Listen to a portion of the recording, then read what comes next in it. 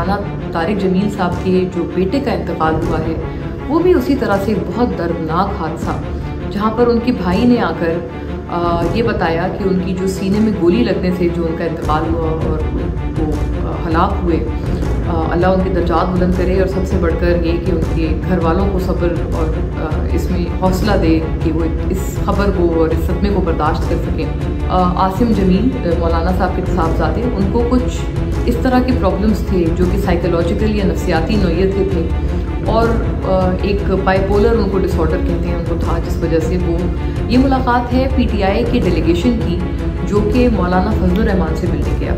कायरा साहब मिलने जाते हैं तारिक फजल साहब को और दोनों ये जो लीडरान हैं और बाप पहले प्रॉब्लम क्या हुई? प्रॉब्लम ये हुई कि बहुत अच्छी बात है कि पीटीआई का वफ्द गया और मौलाना साहब से मुलाकात की,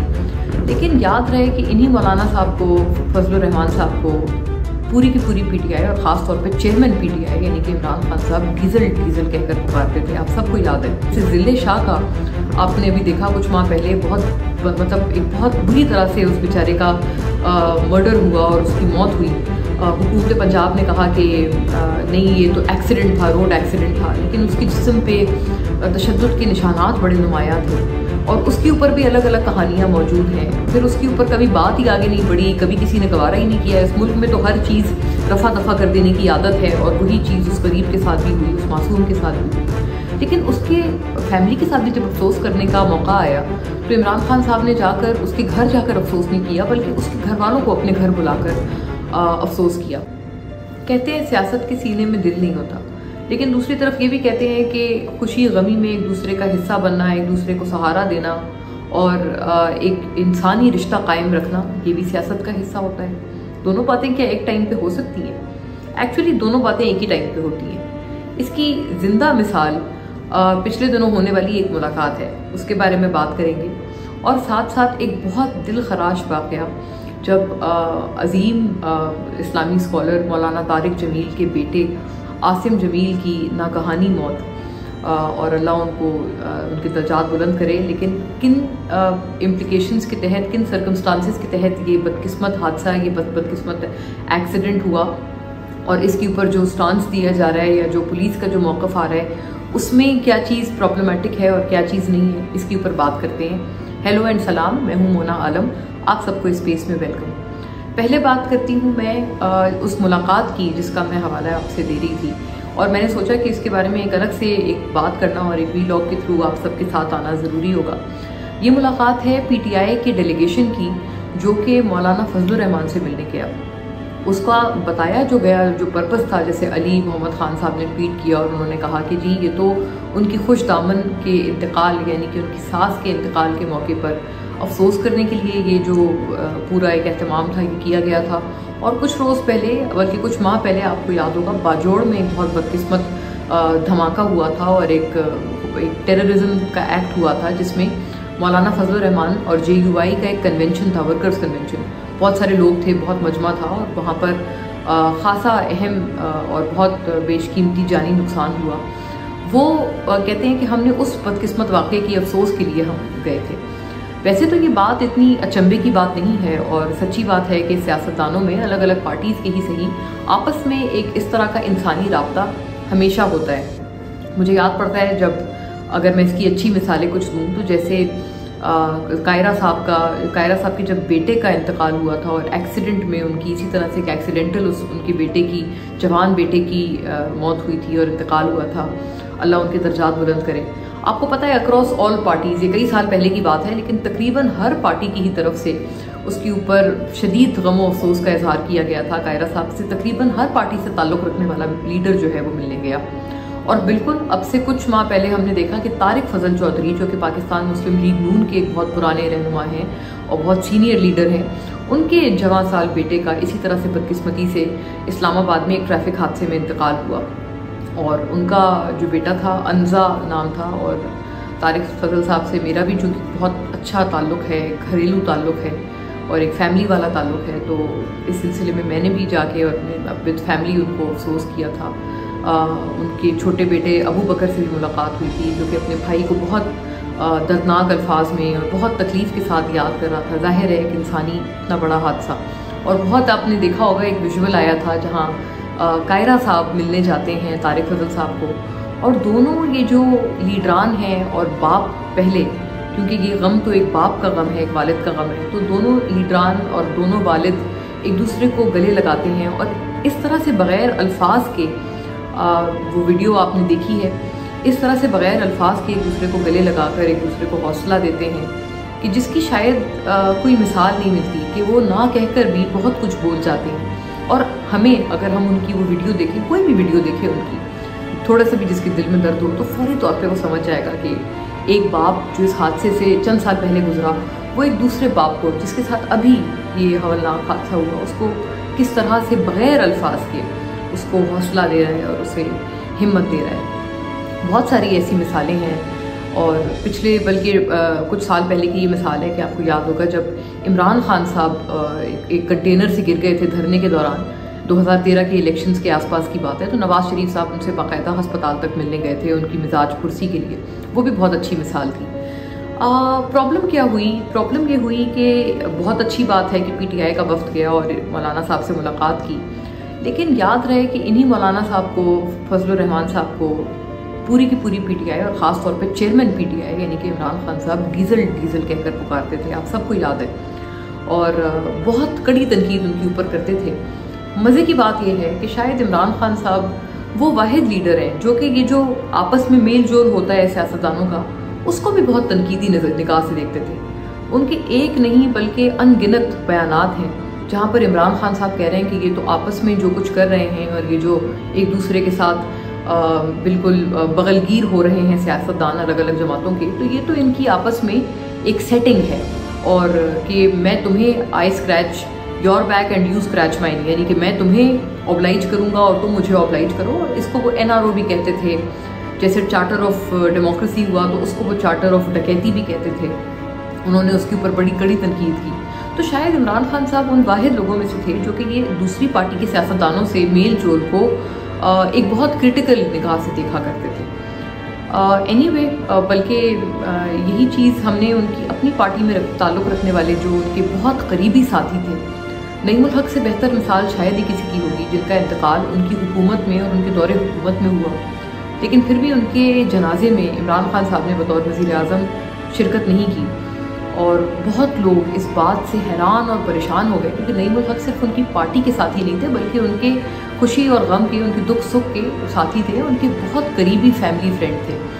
और जो लोग जानते हैं नईमुल हक साहब को या इमरान खान साहब को, वो बहुत अच्छी तरह जानते हैं कि इन दो के दरमियान किस कदर गहरा ताल्लुक़ था। उसके बावजूद खान साहब ने जो है वो उनके पास जाकर, उनके घर जाकर ताज़ियत करना या उनके जनाजे में शरीक होना, ये सब चीज़ें गवारा नहीं की। उनके दौरे इक़्तिदार में पाकिस्तान, मोहसिन पाकिस्तान अब्दुल कदीर ख़ान, डॉक्टर अब्दुल कदीर ख़ान का भी इंतकाल हुआ। पाकिस्तान अगर अपने आप पे, अपनी दिफाई सलाहियत पे आज अगर गुरूर करता है तो अब्दुल कदीर ख़ान शायद उन चंद नामों में से एक हैं जिनकी बदौलत हमें ये गुरूर हासिल हुआ। और उनका जब इंतकाल हुआ तो मुझे देख के ख़ासा अफसोस हुआ कि इमरान खान साहब तब भी बतौर वज़ीर आज़म ना उनकी फैमिली के पास गए और ना उन्होंने उनके जनाजे में शिरकत की। वैसे तो ये कि अब्दुल कदीर ख़ान के जनाजे में मेरा ख्याल है सिवाय मुराद अली शाह के, जो कि उस वक्त चीफ मिनिस्टर थे सिंध के, उन्होंने शिरकत की थी, अलावा उनके मुझे कोई बड़ा लीडर याद नहीं। लेकिन इमरान खान साहब की ये वाली बातें कई दफ़ा लागू होती हैं क्योंकि वो अपनी पार्टी से ताल्लुक़ रखने वाले, जैसे ज़िले शाह का आपने अभी देखा कुछ माह पहले, बहुत मतलब एक बहुत बुरी तरह से उस बेचारे का मर्डर हुआ और उसकी मौत हुई। हुकूमत पंजाब ने कहा कि नहीं ये तो एक्सीडेंट था, रोड एक्सीडेंट था, लेकिन उसके जिस्म पे तशद्दुद के निशानात बड़े नुमायाँ थे और उसके ऊपर भी अलग अलग कहानियाँ मौजूद हैं। फिर उसके ऊपर कभी बात ही आगे नहीं बढ़ी, कभी किसी ने गवारा ही नहीं किया। इस मुल्क में तो हर चीज़ रफ़ा दफ़ा कर देने की आदत है और वही चीज़ उस गरीब के साथ भी हुई, उस मासूम के साथ भी हुई। लेकिन उसके फैमिली के साथ भी जब अफसोस करने का मौका आया तो इमरान खान साहब ने जाकर उसके घर जाकर अफसोस नहीं किया, बल्कि उसके घर वालों को अपने घर बुलाकर अफसोस किया। JUI के जो लीडरान हैं उनसे कई लोगों से मेरी बात हुई, तो उनके कुछ प्रेजेंट सेनेटर्स, कुछ उनके पास्ट सेनेटर्स, कुछ को मैंने अपने प्रोग्राम में भी पिछले हफ्ते जब बुलाया तो उन्होंने ऑन रिकॉर्ड और ऑफ रिकॉर्ड तकरीबन एक जैसी बात की। उन्होंने कहा हाँ हम मानते हैं कि कोई हमसे सियासी रियायत मांगने तो इमरान खान का जो वफ्द जो था PTI का वो नहीं आया था, हाँ, लेकिन उन्होंने दो बातें की। नंबर 1 उन्होंने ये कहा कि ये जो मुलाकात हुई थी इमरान खान साहब की मर्ज़ी से हुई थी, और नंबर 2 उन्होंने ये कहा कि इस तरह की मुलाकात की उनको पीटीआई से या इमरान खान से इसलिए उम्मीद नहीं है क्योंकि मैंने आपको पिछली एग्जाम्पल्स गिनवाई हैं। जो लोग सियासत को थोड़ा बहुत भी फॉलो करते हैं वो जानते हैं कि इमरान खान साहब किसी की खुशी में गम में उस तरह से शरीक नहीं होते हैं, और ये उनका एक जिसे कहते हैं ना कि उनका मिजाज नहीं है। हर लीडर में, मैं फिर इसके ऊपर को बहुत उस तरह से या तनकीदी निगाह से नहीं जिसको मैं बात कर रही, हर किसी पे, बल्कि लीडर के हर शख्स में अच्छाई भी होती है, बुराई भी होती है, और हमें दयानतदारी से, ईमानदारी से हर किसी की अच्छाई बुराई दोनों पे बात करनी चाहिए। तो इमरान खान साहब की ये पर्सनैलिटी की ये एक ट्रेट है, वेदर यू लाइक इट और not, but he has never been like this कि वो किसी की खुशी गमी में जाएँ और शादियों में जाएँ, जनाजों में जाएँ, अफसोस करने जाएँ, और वो भी मौलाना फजलुर रहमान साहब के यहाँ, जिनके ऊपर मैंने आपको पास में ये भी बताया है, और कई उनके बयानात हैं जहाँ पर वो कहते हैं कि ये जो आपस में दो दूसरी जमातों के जो लोग आके, डिफरेंट आइडियोलॉजीज़ के लोग जो आके मिलते हैं, ये दरअसल इनका मुका होता है। मुका उनका बड़ा फेवरेट ये लफ्ज़ है जो वो इस्तेमाल करते हैं। खैर, अब ये मामला कहाँ आगे जाएगा मुझे बहुत ज़्यादा आगे जाता हुआ नहीं लगता,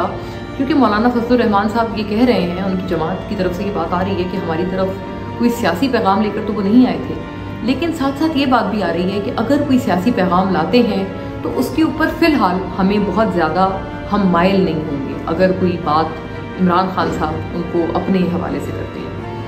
खैर, इस हवाले से मैं बात ये करना चाह रही थी, और फिर मौलाना तारिक जमील साहब के जो बेटे का इंतकाल हुआ है वो भी उसी तरह से बहुत दर्दनाक हादसा, जहाँ पर उनके भाई ने आकर ये बताया कि उनकी जो सीने में गोली लगने से जो उनका इंतकाल हुआ और वो हलाक हुए, अल्लाह उनके दर्जात बुलंद करे, और सबसे बढ़कर ये कि उनके घर वालों को सब्र और इसमें हौसला दे कि वो इस खबर को और इस सदमे को बर्दाश्त कर सकें। तो बात यह है कि ये जो सीने पे गोली लगने से उनकी मौत हुई, इसको पहले तो पुलिस ने कहा कि ये सुसाइड है, और फिर इवेंचुअली ये पता चला कि मतलब सुसाइड तो वो होती है ना कि आप प्लान करके आप अपनी जान लें, और खुदा न खास्ता इस तरह से, वो एक मोमेंट ऑफ रेज फिर बाद में समझ आया कि था, क्योंकि आसिम जमील मौलाना साहब के साहबजादे, उनको कुछ इस तरह के प्रॉब्लम्स थे जो कि साइकोलॉजिकल या नफ्सियाती नौइयत के थे, और एक बाइपोलर उनको डिसऑर्डर कहते हैं उनको था, जिस वजह से वो अचानक से उनके जो दूसरे बेटे हैं मौलाना साहब के, उन्होंने अपने भाई के लिए बाकायदा वीडियो पैगाम भी जारी किया, और जो लोगों के दिमागों में बहुत सारी बातें चल रही थी उनको भी उन्होंने एक रेस्ट पे डाला। तो ये कि वो जो बातें थी सारी वो सब अपनी जगह, और कोई थोड़ी सेंसिटिविटी का मुजाहरा करना चाहिए। बदकिस्मती से हमारे मुआशरे में ये बातें और ये जो कदरें हैं ये ख़त्म होती जा रही हैं कि इतना बुरा हादसा है किसी के साथ हुआ है, और आप उसके ऊपर जी अपने नंबर बनाने के लिए पुलिस भी आ गए कि जी ये सुसाइड है, और दूसरे लोग आ गए कि नहीं इसके अंदर कोई सियासी भी अंसर है, क्योंकि जो मौलाना साहब हैं वो खान साहब के, इमरान खान साहब के बड़े करीब हैं। तो अल्लाह माफ़ करे, ये बहुत मतलब गलत बातें हैं जो इस मौके पे लोग करते हैं, और बिल्कुल हकीकत से हट कर और हकीकत से बरक्स इस तरह की बातें सिर्फ एक अपनी, जिसे कहते हैं, दुकान चमकाने के लिए की जाती हैं। असलियत ये है कि डिप्रेशन इज़ रियल, और हर दफ़ा हम ये बात करते हैं कि अगर कोई शख्स किसी जहनी परेशानी से, किसी डिप्रेशन से गुजर रहा है, तो आप उसको ये कहकर फरामोश नहीं कर सकते या इग्नोर नहीं कर सकते कि हाँ ये तो कोई बीमारी नहीं है, ये तो तुम्हारा मतलब जहनी फितूर है,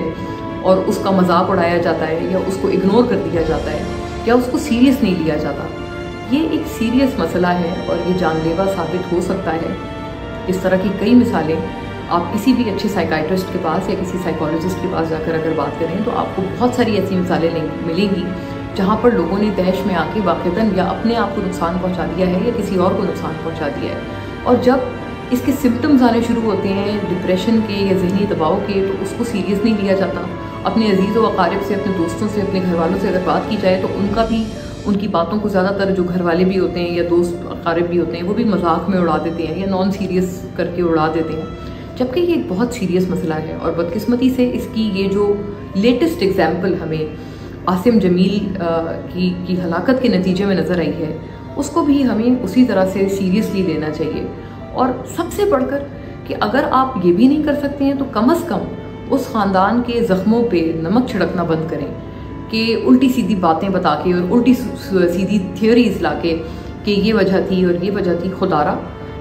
उनकी फैमिली का मौक़िफ़ सुने और सबसे बढ़कर उनकी फैमिली को इस वक्त स्पेस दें ताकि वो जिस अभी ये जो गम का पहाड़ उनके ऊपर टूटा है थोड़ा सा वो इस चीज़ से गुजर जाएं और फिर शायद इसके ऊपर अगर बात करें तो बेहतर होगा। ये जो पैगाम है ये मैं सिर्फ एक रिस्ट्रेंट का मुजाहरा करने के लिए सबको दे रही हूँ, और मैं साथ साथ एक सॉरी फील भी आप तमाम फैमिली के साथ कर रही हूँ। आप तमाम व्यूअर्स फैमिली की तरह हैं कि लोग किस कदर इनसेंसिटिव होते हैं, कि एक तो जो कयास रहियाँ हैं वो भी अपनी जगह, और दूसरा ये कि एक जनरली भी जहनी परेशानियों को और जहनी बीमारियों को, जहनी दबाव को किस तरह से उसको इग्नोर कर दिया जाता है, उसका मजाक और तमस्खर उड़ाया जाता है। हमारे माशरे में ये भी रुझान बहुत बहुत आम है। ये भी हमारे लिए किस कदर लम्हा फ़िक्रिया है, इस मिसाल से हमें अब ये सोचना पड़ेगा। थैंक यू आप सबके देखने का। बाय एंड अल्लाह हाफ़िज़।